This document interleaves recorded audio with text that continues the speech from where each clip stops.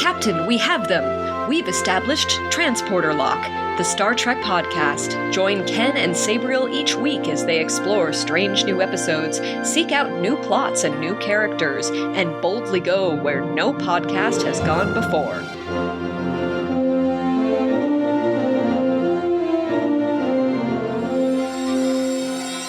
Hello and welcome to Transporter Lock. I'm your co-host, Chief Engineer Ken Gagney. And I'm Commodore Mark. Hello, Commodore Mark. How are you today? Doing great. How are you doing? I'm fantastic. We have a little bit of Star Trek news to share before we get into this week's episodes of Lower Decks. First of all, did you hear that they're working on a new Star Trek movie? I had not heard that. What movie is it? Or what is the premise?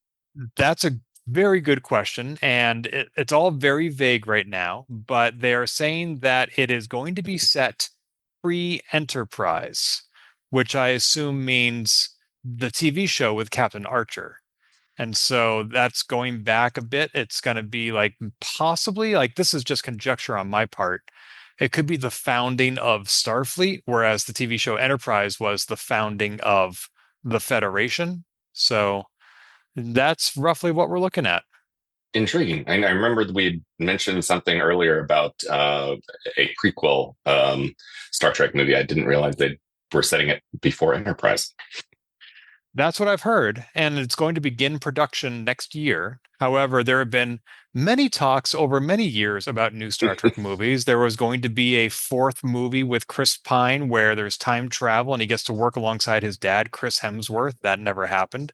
There was one, I think, that was going to be written by not Antonio Banderas. Who's that other guy who wrote all those weird movies? Quentin Tarantino. There you go. Quentin Tarantino, yeah. Yeah, there was supposed to be one of his movies, and I didn't mean weird in the derogatory sense. He's a masterful scriptwriter and producer and director.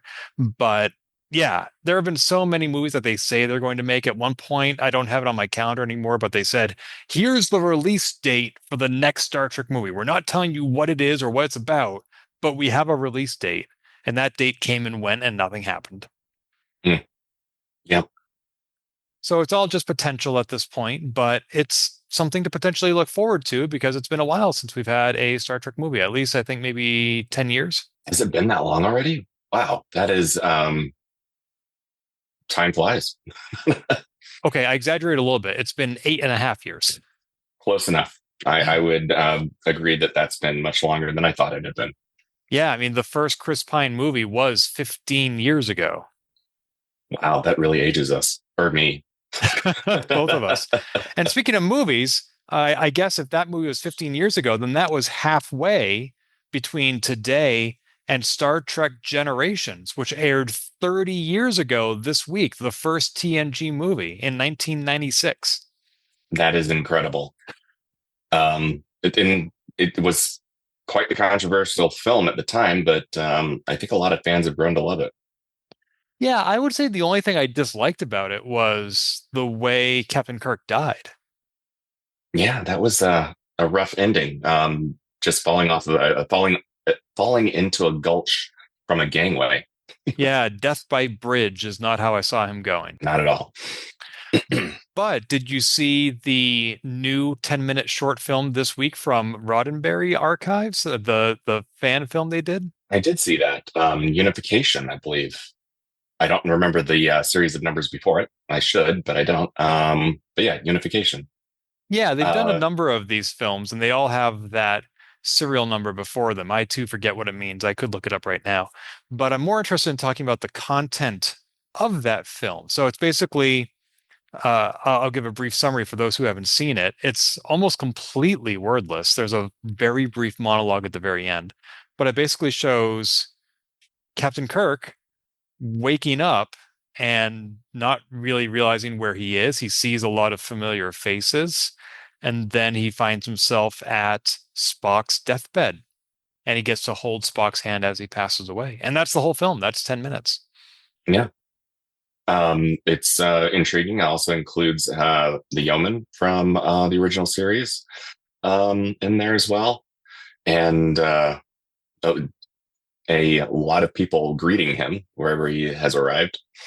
Kind of interesting. A lot of familiar faces. There's Robin Curtis, who played a Vulcan in the Star Trek movies. Yeah. And then there is also the actual actor who played Charlie X, or not Charlie X, Gary Mitchell, Oh, okay. which was so he briefly shows up, and that is a character from one of the very first episodes of TOS back in the 60s, and they actually got that actor back. And then William Shatner actually did play Kirk in this movie, and they did a lot of CGI to de-age him and make him look like he did in the movies. They got another actor to play a very young Kirk as he appeared in the TV show. They got another actor to play Spock because unfortunately Leonard Nimoy is no longer available. And also in season 4 of Discovery, there was a very brief mention of a character who had migrated or shifted from the Kelvin universe to the Prime universe. And that character shows up. That character shows up because if I wasn't thinking about this at the time, but Kirk canonically died in the Prime universe, and Prime Spock died in the Kelvin universe. Oh, right. So basically, I think what this movie is implying is Charlie X, I'm sorry, I keep messing that up. Gary Mitchell shifted William Shatner's character, Captain Kirk, out of death and into another universe entirely just to be able to say goodbye to Spock. Oh, And that character from season 4 of Discovery was sort of the gateway that allowed him to move from one place to the other, just like he had. oh, that's interesting. I hadn't thought of it that way. Yeah, that's what I'm inferring. I don't know why else that actor would be there. He only showed up like in a hologram representation on Discovery. He never had any lines or even motion. But Yeah, that's true. that was the same actor. Yeah, that is a good theory. Yeah. There's a great article on trekmovie.com that outlines some of the Easter eggs you might have missed in this mini film. So I will embed on transporterlock.com, along with this podcast episode that you're currently listening to, a link to that Trek movie article, as well as the short film itself, so you can watch it right there. Excellent. Yeah. That would be an intriguing watch for anyone. Or even a rewatch. Or a rewatch, yes. Yeah. Watch it by yourself, go back and read the Trek movie article, and then watch it again. And that's 25 minutes of your time right there, which is about how long an episode of Lower Decks is. And we have 2 of them to review today. Season 5, Episode 5, the midway point for the final season, which is Starbase 80, question mark, exclamation mark, which some might call an interrobang. And then Episode 6, which is Of Gods and Angles. So we'll be talking about both of these, starting with Starbase 80, which... something I have not fact-checked whatsoever. It may be the first Star Trek episode to ever have an exclamation mark in the title. Oh, yeah. I guess we weren't all that much into punctuation exclaimers back in the 90s or prior. So yeah, that might be a sign of our time. Yeah, there are certainly episodes that have question marks, like Who Mourns for Mourn on DS9. And also a TOS episode that we'll be talking about shortly. But off the top of my head, again, not fact checked, I can't think of an episode that has an exclamation mark. Like, why would an episode title be that emphatic in the first place? Well, I believe that some of the reactions to going to Starbase 80 might imply that there should be some exclamation point. Yeah. So in this episode, the Cerritos is one of their parts fails, and the nearest starbase is Starbase 80. It's the only one they can reach under impulse without asking for help. So they go there, and you'll recall that Mariner serves some time there. Captain Freeman in another dimension serves some time there. And it's widely considered the worst starbase. Nobody wants to go there. Nobody wants to work there. Nobody wants to be assigned there. And now we finally get to see it for ourselves. And they try and go get the part, and hilarity ensues. Yes. Good setup. So what was your thought going into this, or what were you expecting to see when they said Starbase 80? Like, what did you think it had done to earn its reputation? Well, I kind of expected it to be very run down and ignored out in the outskirts. And I don't think we were disappointed. We definitely saw some things that went all the way back to the 23rd century. And it seemed like not much had been updated in all of that time. Definitely a lot of features of the station to entice anyone who had been watching the original series. We even got some jumpers from Enterprise, which I was excited about.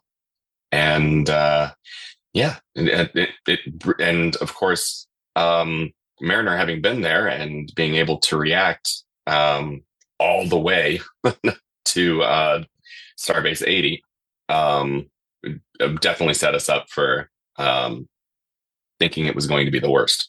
Yeah, I noticed the Enterprise outfits that you just mentioned, but I think you mentioned some TOS stuff as well. Was there other eggs or Easter eggs I overlooked?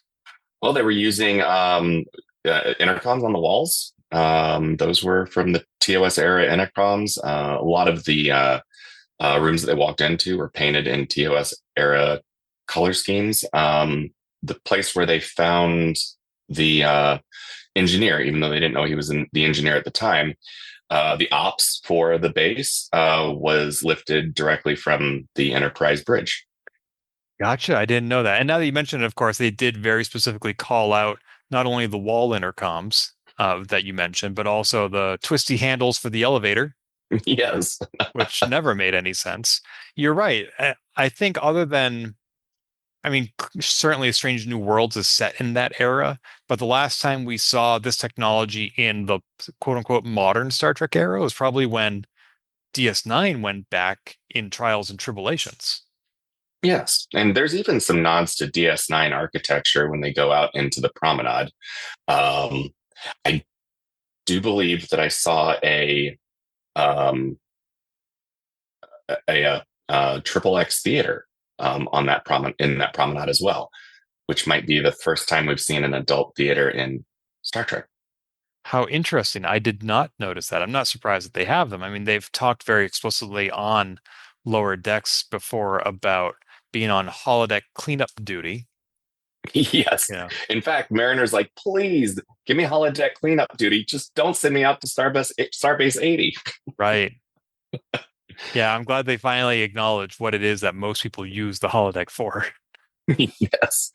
I also kind of was intrigued by how bright and chipper Tindy was during the entire episode, especially when they were down on the promenade. I don't know why I'm focusing on that, but they went to that uniform shop and they had all of these old uniforms. They had the ones from the second motion picture. They had ones going before that. They had definitely a lot of TOS era uniforms.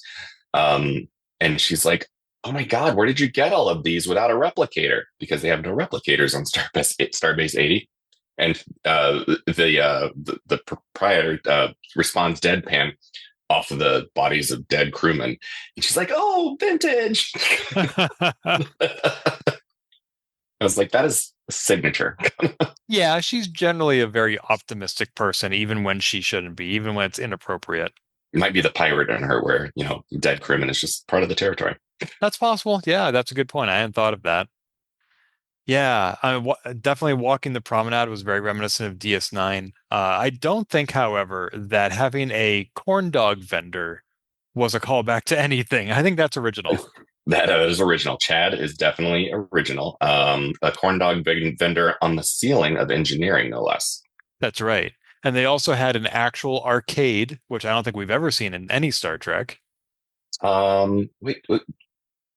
Wait, so now that kind of gave me like flashbacks to the Star Trek 2009 when Kirk was in the bar. But yeah, I don't think that was quite an arcade. It just had that kind of that gaming atmosphere to it. I wonder if that was a barcade, if there was stuff in the background. Oh, maybe, perhaps. Yeah. But it did seem just like an arcade because the gang on that level was saying, we don't like your kind here. And then as soon as they said they were going to the arcade, they're like, oh, we've got extra tokens here. Take some. And they come in a paper cup, which is exactly how arcades work. Yes. I tried to freeze frame the pan over the arcade to see if I could figure out which games they were. Like, are they playing Centipede and Pac-Man? I couldn't quite make them out. One of them had the word Ferengi in the title, like Ferengi Gold or something. Yeah, and one of them was a cardboard game, like a cardboard. And I caught the title, but I can't remember it off the top of my head now. But it was how to do something with cardboard, and I was like, "What? What is that?" Weird. Huh. And while all this is happening, while they're trying to get the Cerritos fixed, also members of the Cerritos are becoming zombie-like, and Mariner thinks that it is a Starbase 80 curse, and it turns out it's actually a life form they picked up on an aquatic planet that they briefly alluded to at the beginning of the episode that was accidentally taking over people's minds, and in the end, everybody is friends again. Yes, it was kind of fascinating because it wasn't until my second watch through that I was like really picking up on that whole idea that it wasn't until after the Ritos crew was using their comm badges that they would become zombified. Yeah, and how interesting that comm badges can be used in that fashion, because in this episode it was semi-accidental, but that seems like a vector for a very malicious attack.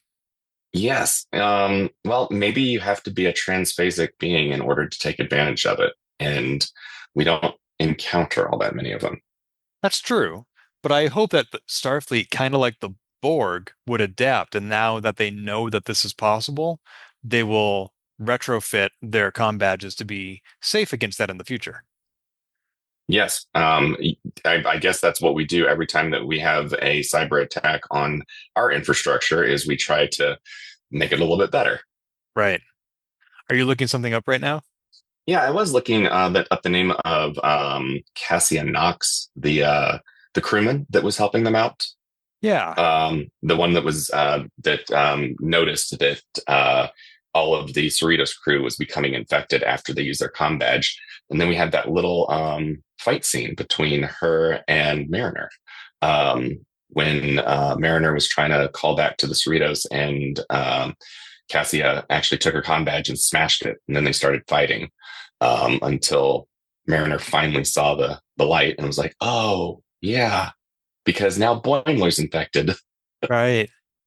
Yeah, Mariner has some sweet fighting moves, like the flips and the kicks. She's all over that.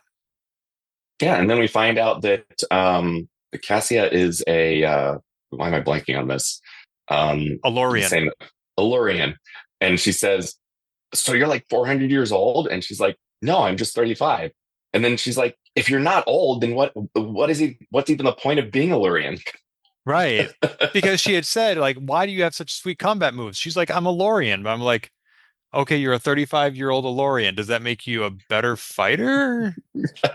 Well, no, she then follows it up with, "I'm very observant." Um, so Oh, okay, that does make sense. I mean, Alorians are known to be good listeners, and I guess that means if you watch somebody fighting, that's the same as learning how to do it yourself. yeah, yeah, and it's just kind of interesting uh, with Mariner coming back with, then what's the point of even being a Lorian? I feel like we've only ever really met two Alorian. There's Guinan, and then Yeah, there's the villain from Star Trek Generations, which came out 30 years ago this year. yes. Uh, Apart from seeing a lot of people being shuffled off onto the Enterprise B, yeah, those are the only two Lorians I think that we actually get to talk to. And by the way, Hallmark releases a Star Trek ornament every year, and this year it's the Enterprise B. Oh, really? Yeah, Interesting. it's available now, but the parts to hang it on the tree won't arrive till Tuesday. Oh, that's funny. Um, I have a TOS Enterprise tree topper. Oh, it's actually the starship and it goes on top of the tree. Yeah, and it sits on top of a Starfleet logo, um, Nice. and it lights up and has a couple of voiceovers. Well, now I know where I'm going for Christmas. Thanks for the invitation, Mark. You're very welcome anytime. But yeah, like Um, I know the Elorians were scattered by the Borg. They were mostly assimilated, so that would certainly explain why there have been so few of them. But never tell me the odds. Things and people that you would never expect to meet in outer space where it's so vast, you encounter all the time. So another Elorian, finally? Yes, thank you. and it kind of makes sense that it would be an Elorian that would want to go to Starbase 80 because Cassia had signed up for Starbase 80, um, recognizing it as a place for second chances. Yeah. Also, maybe this was just me, but I found that she was a little more animated than the other characters. And I say that knowing that this is a cartoon. Maybe Mariner's mannerisms are just so well defined at this point.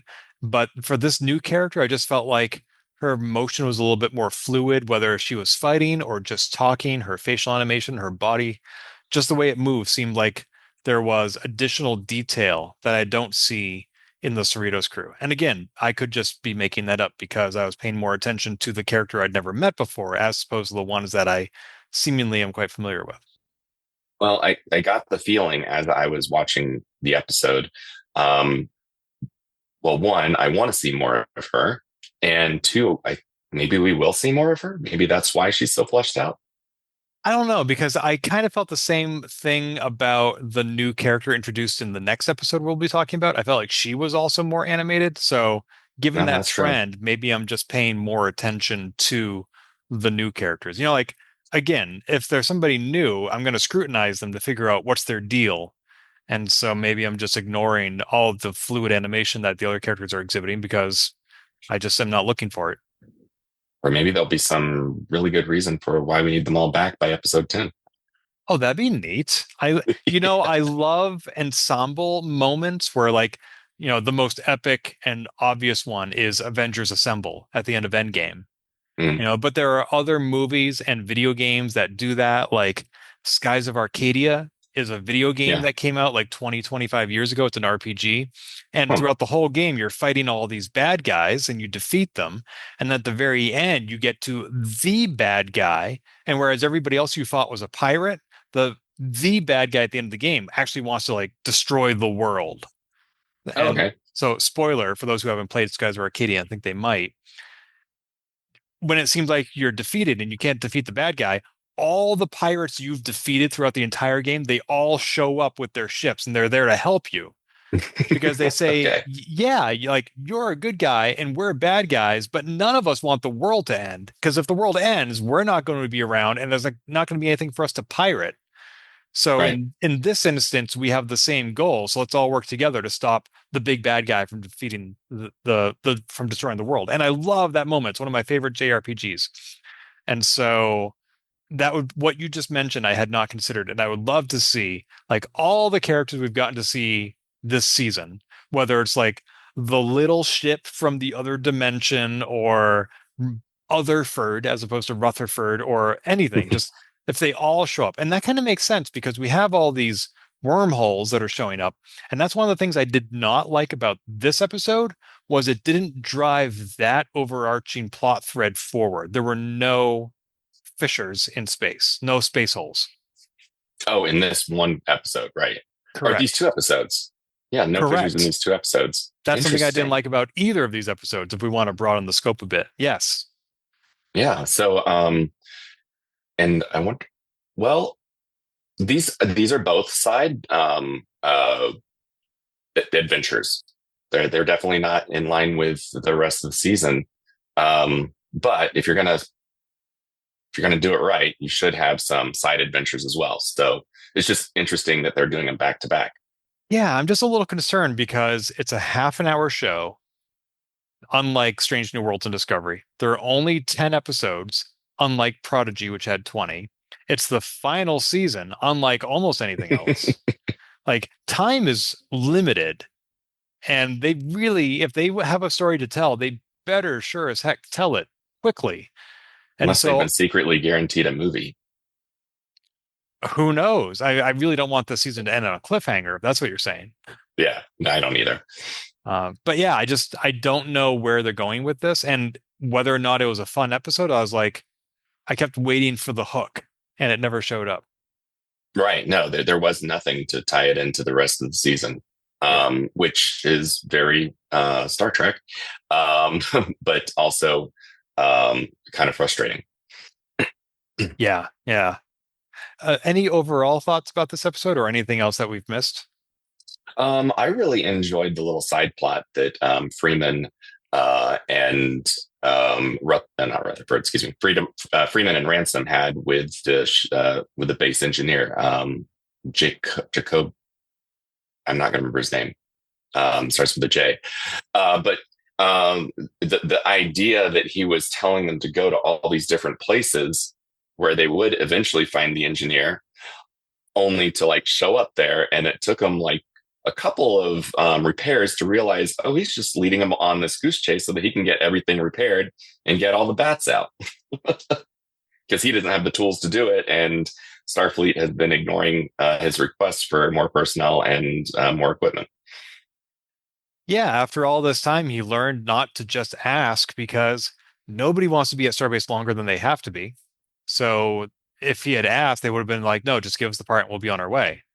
But Right. once, even though he was deceptive, it encouraged some empathy in the crew because they're like, oh my gosh, this is the only way you can get help here. We're so sorry for you. Let us see what we can do. And Freeman even sympathized, saying that Cerritos is not the is not the flashiest of ships, and so it sometimes even takes her some time to get some requisitions.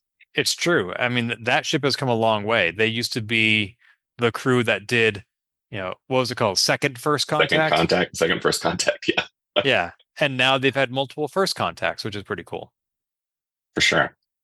Yeah. Yeah, but I did like the setup for the episode that they were on that they were on Piscus 9 or whatever the name of the planet was, and that they started having nav problems right from there, and it turns out it was related because the our dolphin friends picked up that being on the planet. Yeah, and any opportunity to see cetacean ops is pretty cool. Yeah, in this episode, it really did feel like cetacean ops was fleshed out, like that we actually had a reason for it, and that the characters from cetacean ops were actually involved in the plot. Although cetacean ops in Prodigy was pretty awesome with the evil whales and everything. Oh, yes, for sure. Yeah. We'll probably never see cetacean ops in a live action Star Trek show, just the animated ones. Don't say never. I mean, they did bring us live action Lion King, so it's true. That's true. I would not mind a Star Trek spinoff that's like an underwater crew and their adventures. That would be interesting. Yeah, that would be instead of Star Trek Lower Decks, Star Trek Cetacean Ops, and it's from the perspective of the dolphins and cetacean ops. Yes.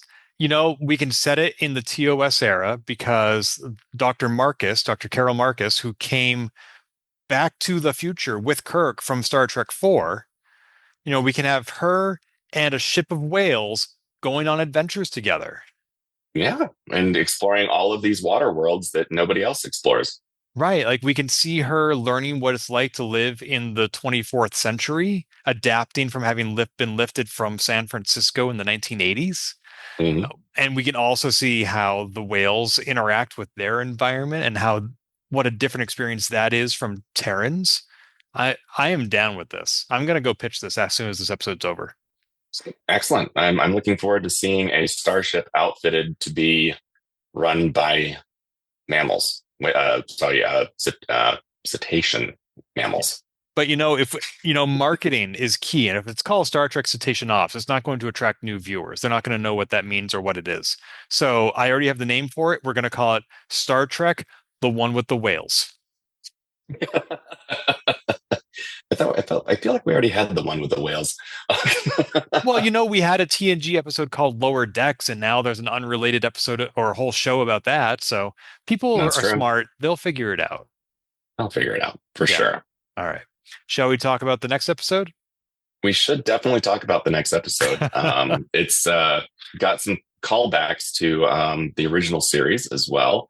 And it's really kind of an interesting take on how you get two cultures that clash to come together.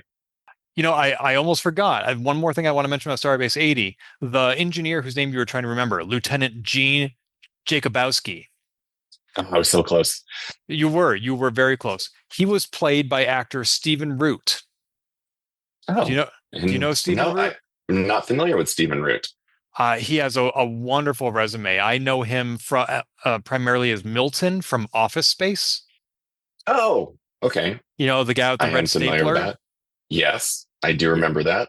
Yep, but like he's also been in the movie Dave. He's been in the movie Buffy the Vampire Slayer. He was on Yes. an episode of Star Trek The Next Generation, the two-part unification, part one and part two. He played a Vulcan, or no, I'm sorry, a Klingon. Okay. Yeah, he's been in a ton of stuff, and I'm a big fan of his work. And the voice acting on that episode, Starbase 80, was so good that I was like, I need to find out who that is. And so I actually stayed through to the credits at the end, and it was Stephen Root. And I didn't recognize him. I just really admired whoever was doing it. And it turned out, oh, I like all his other stuff too. Yes. Yeah. I want to say that he was also in Stargate SG or one of the Stargate series, or am I off on that one? Uh, I I'm think I'm not I'm not seeing that in Memory Alpha or Wikipedia, okay. neither of which are comprehensive. Right. So he I'm probably wrong about that one. eh. Yeah, I'm gonna say that I'm wrong. Okay. But yeah, He's got one of those faces that deserves to be in SG1. I'll take your word for that. But yeah, he's really cool. I like his work. Yeah, anyway, thank you for that brief aside. Going back to Of Gods and Angles, you said it's like some cool callbacks to TOS. Now, as I have confessed on previous episodes of this podcast, TOS is the only Star Trek series it's the only live action Star Trek TV series that I had not seen every episode of. Hmm. I know I've had plenty of time. The show has been around for 60 years, but it's just very campy, and I never caught it in reruns when I was growing up. That's not something that was on when I was a kid. So TNG was my first Star Trek, and I never went back. And also, Gene Roddenberry was just making stuff up back then, and there were so many things that are hard to align with Star Trek continuity that sometimes ignorance is bliss. But there was an episode that I haven't seen called Who Mourns for Adonais, and one of the characters in there is a demigod who pretends to be the Earth god Zeus. And apparently that character had a daughter who is now in Starfleet, and she is the guest character on this episode of Gods and Angles. That is correct. Ensign Ollie. And I did see that episode. I have not watched it recently. I watched it contemporarily back in Pensacola, Florida in 1980 something on reruns. And I do remember the episode that kind of one of the points was that the godlike creature was, or race was very callous towards the human plight, which you would expect, knowing Roman and Greek mythology. Yeah, I mean, it's rare that the TOS crew would meet aliens that were kind and sympathetic to their cause. Otherwise, there'd be no conflict. Because, like Roddenberry said, you can't have internal conflict among the crew, so it had to be external conflict. Right. Absolutely. But so it is kind of intriguing that Ollie has inherited some of her dad's power, and we don't discover it until later because she lies about it.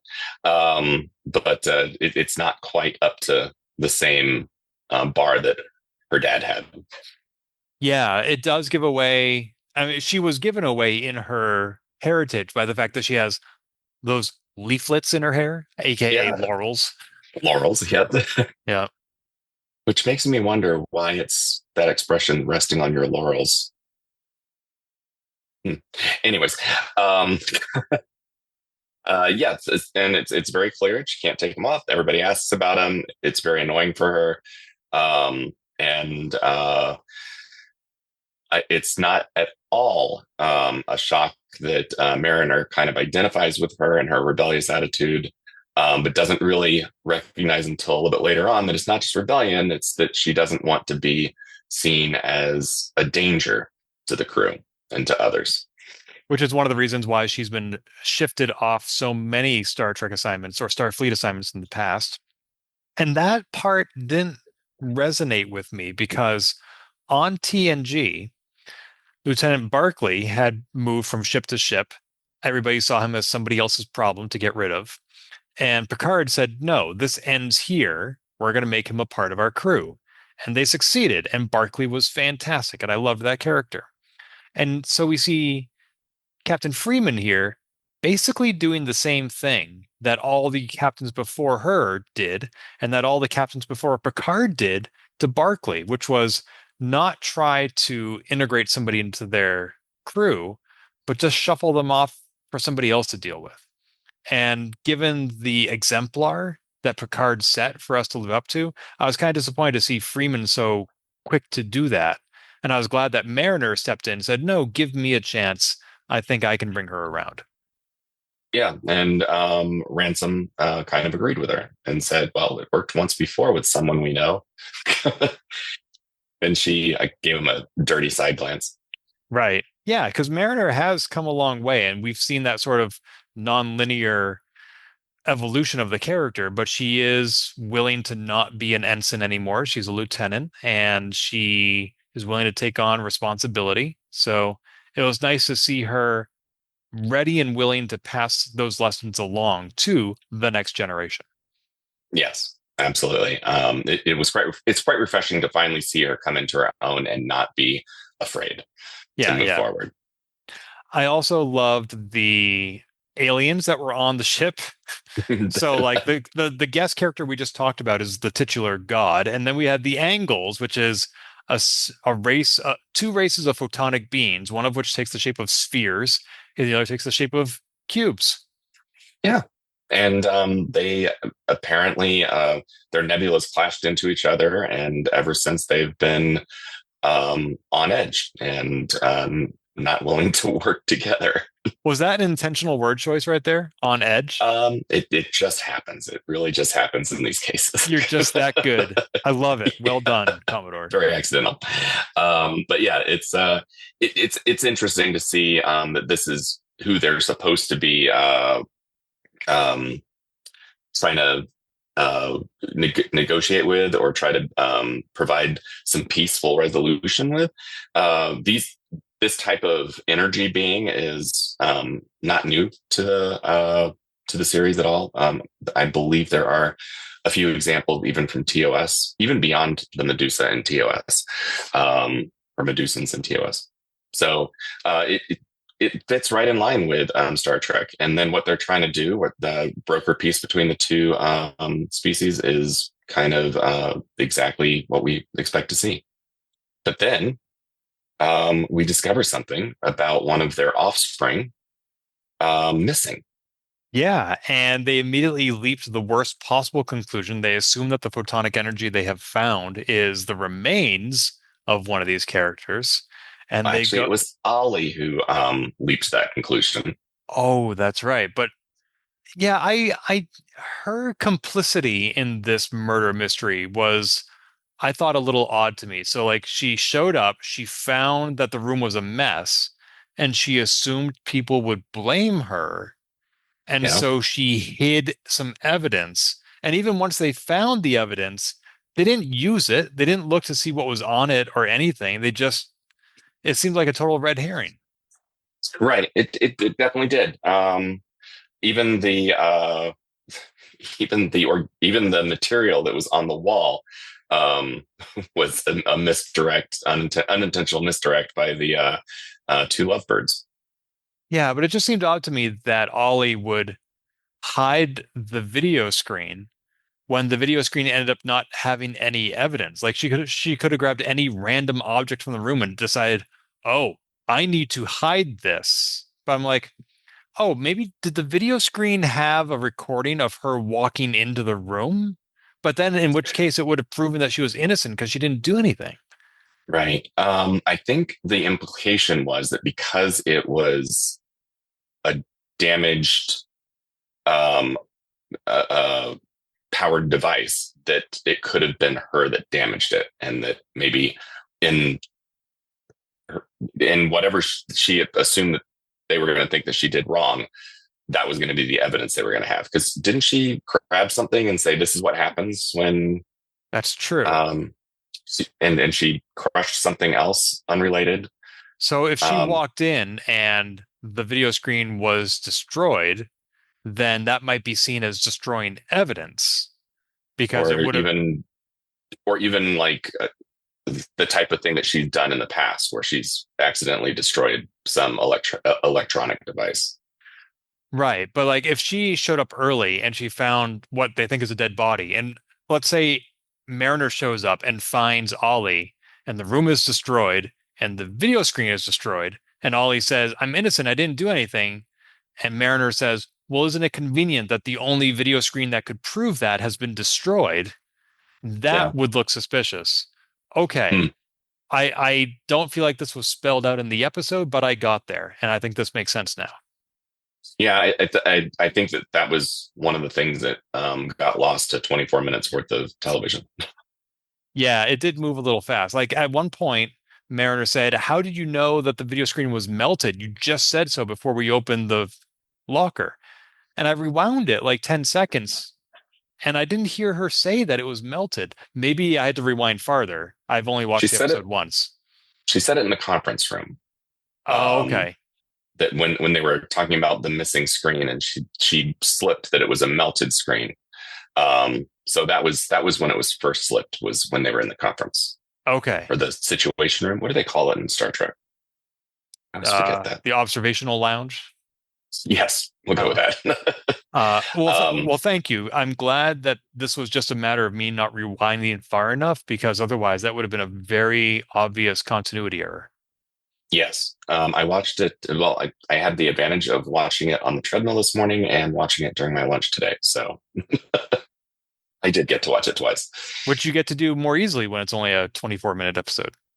Yeah, otherwise I'd have to be running for an hour, and that's just not Ugh, possible. that's disgusting. You'd have to shower and everything. Yuck. I So, love. Go ahead. oh, I was going to say that I did enjoy the episode. I enjoyed the B plot as well. The whole idea that Boimler was thinking that he was hiding his alt universe. I like they use the word alt. His alt universe pad, and Tendi and Rutherford are both like, of course we knew it was an alt universe pad. It's got a 3.7% thicker bezel, which is exactly what nerds would say about iPhone 13 versus iPhone 15, 3.7% thicker bezel. And he's like, it's red. Oh yeah. And I'm just like, oh my God. Yeah, it's red. Of course it is.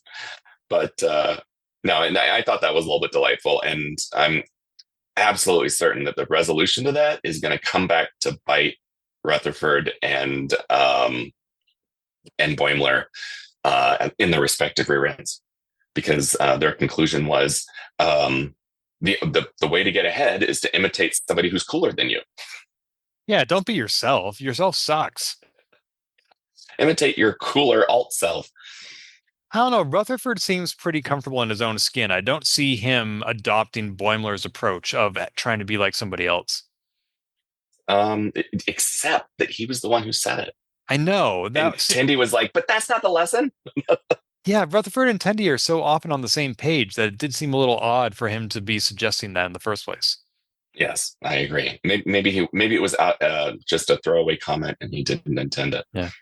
I do like that Boimler did get his not safe for work nickname. And the invitation to the book club. And the invitation to the book club. But yes. Yeah, his interactions with the Doctor in this episode were fantastic. I love the cat scratch scene. Yes, the way she just went to town on him, like assaulting a coworker without repercussions, is amazing. And then her having to do surgery on, I don't know what you would call it, like an analectomy at the end. Yeah, is that what it's called? Oof. No, that's not what it's called. But it's the best made up word I can think of for this situation. Well, as much as we hear about these things happening in emergency rooms with all sorts of different objects, you would think we would also know what the name of the procedure is. I don't pay that much attention to what happens in ERs. I don't watch medical dramas or.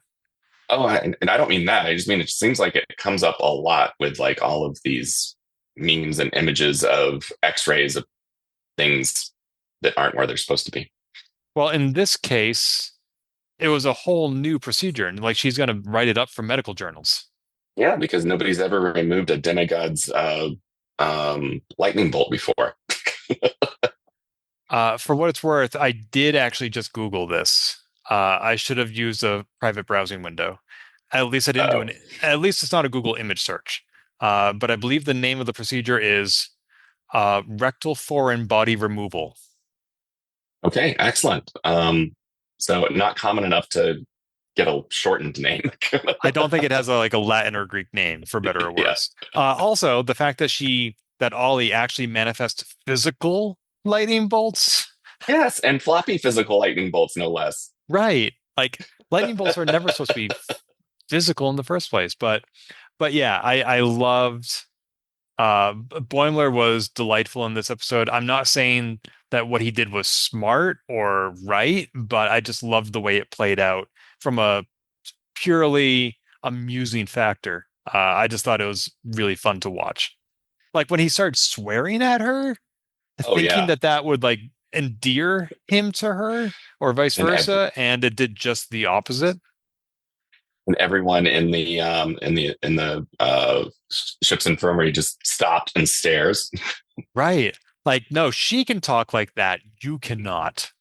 Right. She can dish it out, but she cannot and will not take it. Absolutely not. Yeah. Yeah. That was it was brave of Boimler. I think we're going to see a much different man once those sideburns connect to his goatee.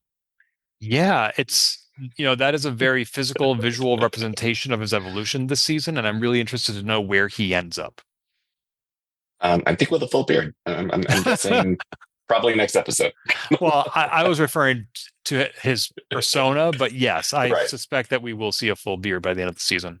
Or he'll learn to just be himself and he'll shave it off entirely. That could be his growth arc once he decides that all of this is unnecessary and he can just be himself. We'll see him clean shaven once again. Mm-hmm.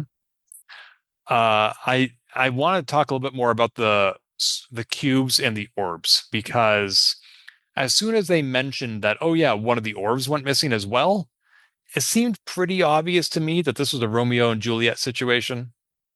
Yeah, I kind of got hints of that earlier. Just it just seemed pretty clear to me that he wasn't, or like they the cube was not dead, that they were just gone somewhere for some reason. Um, and it played out. I didn't like you said, I didn't suspect the Romeo and Juliet connection until I learned there was also a sphere that was missing. Right. Like that just seemed too coincidental. Right. Absolutely. I do find it interesting that the cube was so bored of being on a starship that they just wanted to scroll through social media. Oh, was that something That that one. came up? Yes, that came up like early on that they were sent. So um, Mariner and Ollie were sent to uh, show the cube around so that it would get out of its room because it just wanted to sit there and um, uh, stay on the social. That's right. It wasn't social sites, but it was like just vid screen. Just wanted to vid screen the whole time. Yeah. I mean, if Barclay can get addicted to a holodeck, then there are going to be other people who are satisfied with the two-dimensional representation. Yeah. Yeah. Well, I mean, that would probably be pretty exciting for somebody who is a three-dimensional being and a two-dimensional representation of a three-dimensional world. Or something like that. Yeah. Yes. No, I enjoyed the characters. I thought them. I mean, one thing about aliens, especially on lower decks, is that they are exceptionally human-like. Like at the end of the Starbase 80 episode, and they finally get to speak with the entity that had been possessing them, and the guy says something like, the alien says something like, "I hope my bosses understand. They tend to be dicks." You Yes. know, I was like trying to impress my superiors with being able to take over a corporeal being. right. But like the idea that, oh yeah, humans have bosses who are dicks, so do aliens, and they speak about it in that way as well. Maybe it's the universal translator, but similar in this episode, like just the way like Oh, like the squares and the cubes had full access to all the facilities of the Cerritos. Like they were going to the gym, they were working out, they accidentally got seen naked. Like all these very human experiences were happening to them. Getting addicted to the vid screen, running off with somebody else, same stuff. When they started firing at each other, I thought that was awesome. I thought the fight scenes were pretty visually appealing. And then when they left the ship to actually form bigger ones, and Ransom was like, oh, no, they're just forming bigger ones. They're not creative at all. Yes, they're going out there to form something. I don't know what it is, It could be immediately anything. my mind, I was like, it's going to be a big sphere and a big cube. Of It course. has to be. Right. So just like the Great Link, they can join up and become Mighty Morphin Power Rangers as long as their shapes are square and circle. Yeah. I thought the animation in that scene was fantastic. That they're just blasting at each other and forming these shields, and the Cerritos is literally right in the middle. I just thought that was a great scene. And then I didn't quite understand how Ollie was able to absorb their powers, because that's not something we had really seen her speak of being able to do. Just form floppy lightning bolts was the extent of her energy, and being able to like break whatever she was working on. But when Mariner believes in you, you can do anything. I think she was controlling their energy, like kind of putting a damper on it, if so to speak.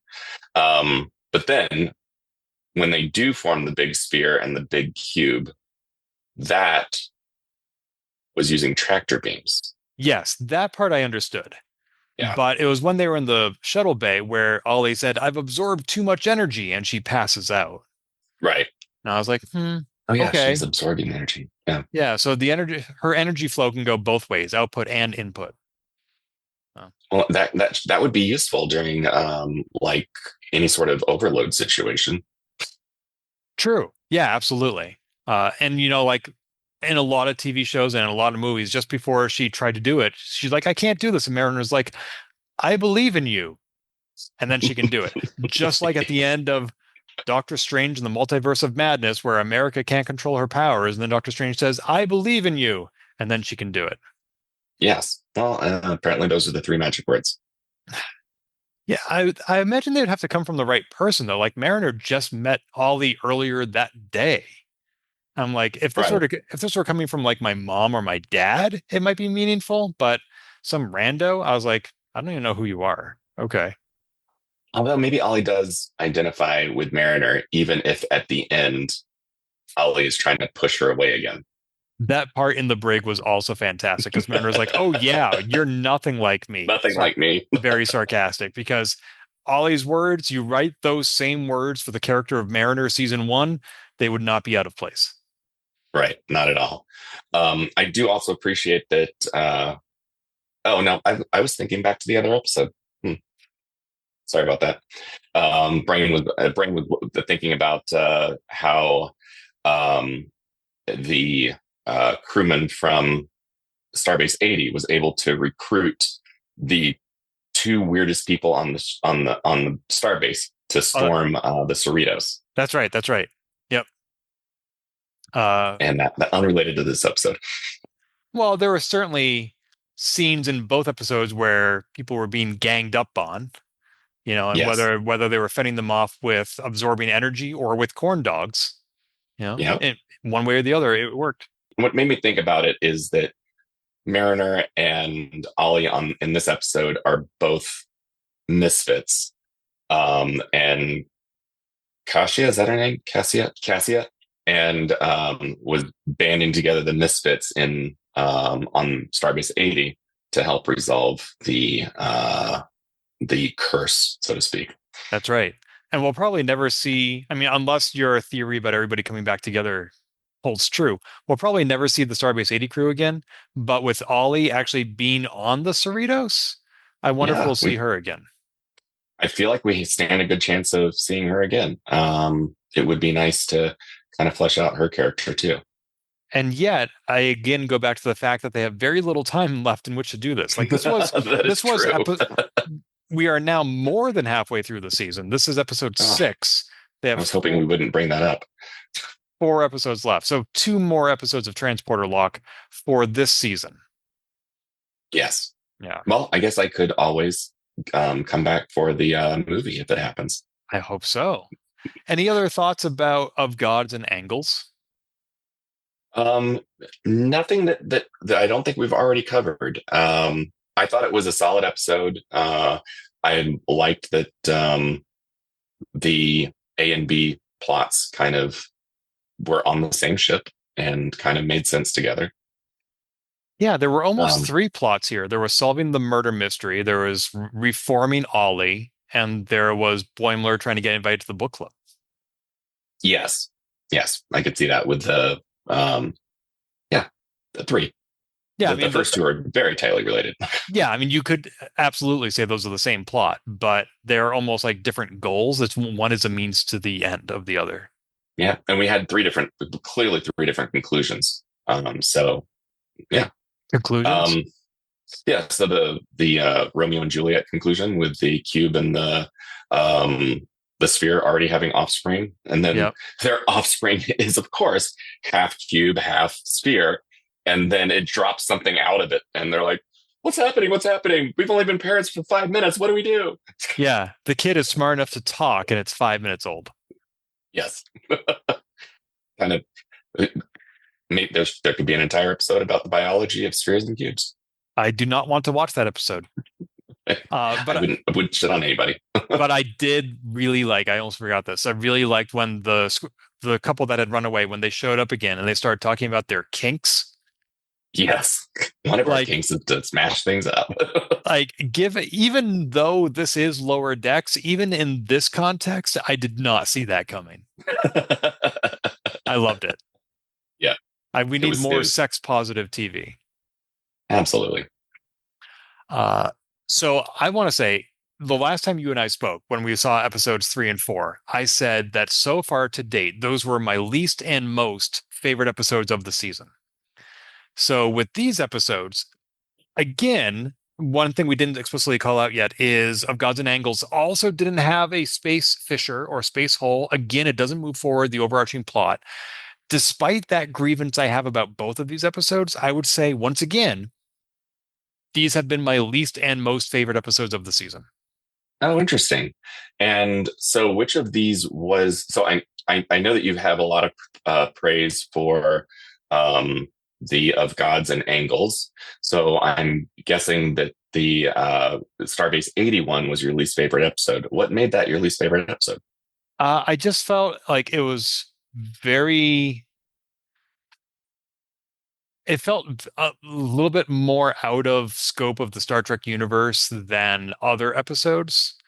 Like Mhm. just the fact that there is this whole star base that nobody likes, and that you have corn dogs being sold in the engineering, and gravity is upside down, and people's people being taken over and turned into zombies just feels like such a hackneyed trope. And they even didn't go into it that much either. Like usually you get that again, another hackneyed trope of being like, Boimler, no, I know it's you in there. I love you. You have to fight it. They didn't even do that. And I don't know if I would have preferred if they did, but I was just like, I don't know. And also I just didn't find it funny. Like I wasn't laughing at that episode. And this is ultimately, even though it is science fiction, it's also a comedy. And I just Right. wasn't laughing at Starbase 80. The Gods and Angles, I was laughing. And so that's one of the marks of success for me. I could definitely see that, especially since Starbase 80 was definitely or definitely had a lot of fan service for the TOS people out there, and it did seem like things were just there for the sake of being there. I'd have to say, A Farewell to Farms is probably still my favorite, even after these two episodes. I don't really have anything against Starbase 80. I did like the action and the pace of Gods and Angels, and I don't know. I can't really say which one would be my least favorite. So you That's a bring up tough a one. good point about Farewell to Farms. If I were to watch that and Gods and Angles back to back, which one would be my favorite? So I haven't watched Farewell to Farms in 2 weeks. That's a lifetime. I have the memory of a goldfish. And so at the time that we watched it, that was my favorite episode of the season. Do I like Of Gods and Angles more than that? That's a good question. But I will at least, so I can actually revise my statement. I will say, of the 2 episodes this week, I definitely enjoyed Of Gods and Angles more. I did too. Okay. I can wholeheartedly agree with that. Fantastic. Cool. Anything else going on that we need to talk about before we wrap this up this week? Not that I can think of. All right. Well, then we will be back in 2 weeks. That is after American Thanksgiving. We'll be back the first week of December. And until then, Chad lives to dog another day. If you've enjoyed this episode, please leave a review on iTunes and keep your hailing frequencies open by following us on Twitter @TransporterLock or subscribing to our podcast and email newsletter at transporterlock.com.